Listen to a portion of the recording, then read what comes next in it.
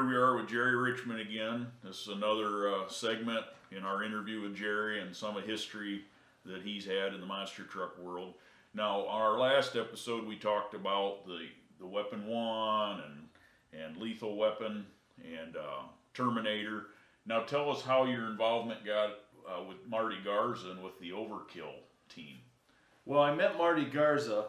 Steve Hess hired me to crew for him in 1988. I had built a new Nightmare truck for him. He was going to Corpus Christi for a big race right along the ocean there, and he hired me to drive down with him and to help him make the truck do what the truck was supposed to do. So we went down there, and Marty Garza, being from McAllen, came up to Corpus because the original Overkill was actually being built by a guy in Corpus. So I met Marty. We hit it off right away. We're both truck guys, and born and bred. And we did the event, and he was always very impressed with like Steve's truck and everything. Well, we started talking all the time. Well, then bumping ahead, when I started doing all this was kind of simultaneously with the Weapon 1 deal.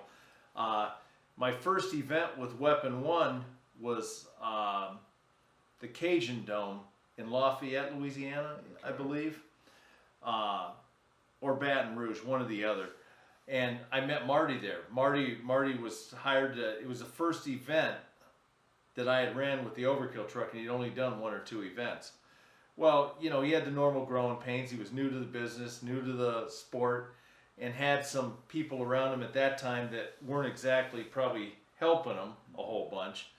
And I knew Marty from meeting him a little bit earlier, and we had become pretty good friends. And so we ran that whole series together and worked through some of the growing pains of both the Weapon 1 and his truck. And when they were up my way, they stayed at my house and worked out of my shop, and we became super close and more like brothers than anything, and still are to this day. And so Marty decided to build another truck, and obviously it was going to be built at my shop, and that's where Maximum Overkill came from.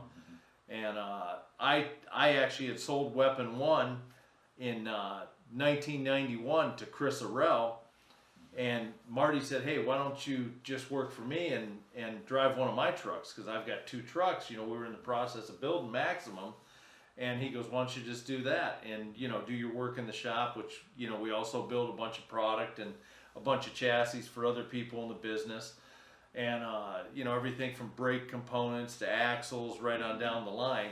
In fact, I get reminded every day on stuff I completely forgot about. Mike Waters just ended up with a set of axles I built 30 years ago or whatever. But well, anyway, so I went to work for Marty and building his trucks and campaigning the one truck, and that's how that started right there. Okay, and then because that's kind of when I met you. It was in '91 when you were running Weapon 1. Right. And then in '92 is when you took over the driving for Maximum Overkill, and you needed a driver for the original Overkill, and they give me a call for some odd reason. I don't know if it was just because I was cheap or I looked like a sucker. I don't well, it's because he liked heavy metal music, and Marty liked heavy metal music, so there was some sort of common bond there. Okay, maybe that's what it was.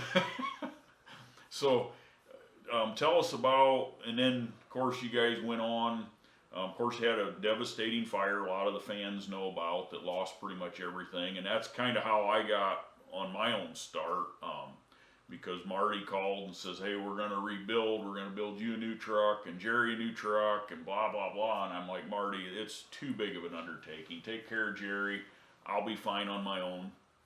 Just a week before the fire, I was just reminding him a while back, the original War Wagon was just a kind of a dream idea at the time, but I had the rolling chassis in his shop and the body setting on it, and Jerry helped me build the three main hoops in the roll cage because I didn't have a bender back then, and I had actually got it out of his shop a week before that, and good thing, you know how to burn it, right? Yeah, because it would have, that was my whole life savings was in that body and what was there. So I would have probably never been able to recover. But so then the rebuilding after the big fire, you guys built a new shop. Well, the rebuilding was absolutely incredible. Thank God I was a relatively young guy, because there's absolutely no way I could do it. Now I just throw in the towel and said, hey Jeff, let's go to Florida and ride motorcycles. Yeah. But the rebuilding was an overwhelming effort, and you know, with my family and Marty, and I mean, it was incredible. In 37 days we built the shop that we still have at my house, you know, a 3,000 square foot shop. My father-in-law, brother-in-law, and a bunch of friends, 37 days. It's incredible. I mean, I couldn't do it in 37 years now. But we built the shop, and the second we hung the doors on the shop, Marty flew in. He already had designed the Extreme Overkill truck, and we actually had that designed before the fire, and a bunch of the components actually were lost in the fire. But we, you know, wide open, we dug into it, and from October of 1993 to the first of the year in 94, we built that what is still one of the most technologically advanced trucks ever undertaken. And I truly believe that truck was 15 to 20 years ahead of its time. People are probably tired of hearing me say it, but it's fact. There was so much technology in that truck that was so well thought out, because it had to be. Certain things had to work a certain way to allow other things to work, and it was often duplicated, but with very little success. The guys were breaking shocks and all sorts of stuff because they didn't understand the technology that was actually in the trailing arms, the way the shocks were mounted, numerous things.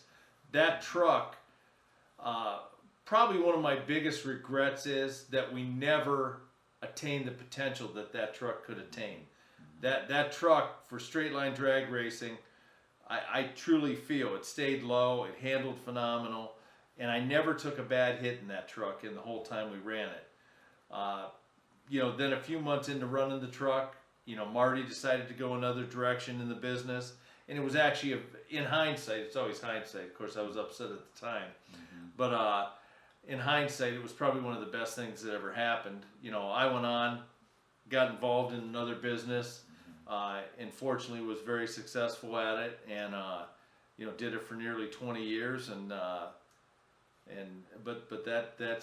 then Dabney went on, bought the Extreme Overkill from Marty, but yeah, the truck was a work of art.